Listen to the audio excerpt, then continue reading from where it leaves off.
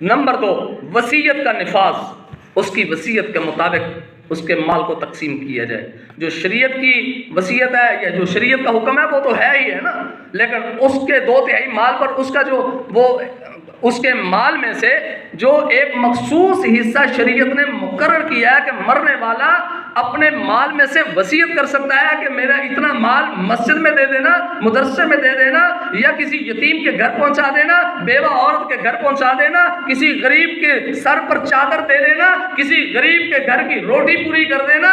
جب اس وصیت کو پورا کریں گے تو یہ بھی مردے کے لیے ایصال ثواب کا بہترین ذریعہ ہے۔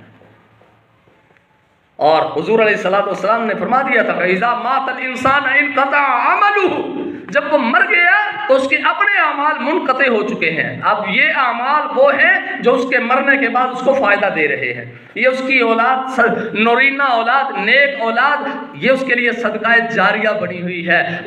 وراثت اس کی تقسیم کر رہی ہے شریعت کے اصولوں کے مطابق، اس کی وصیت پر عمل کر رہی ہے۔ باپ نے وصیت کی تھی بیٹے کو، بیٹا وصیت کو من و ان تسلیم کر کے برضائے الہی خوشی کے ساتھ اس کے مال میں سے اللہ کی راہ میں دے رہا ہے اور اس پہ خوش ہو رہا ہے، تو یہ باپ کے ایصال ثواب کا بہترین ذریعہ ہے۔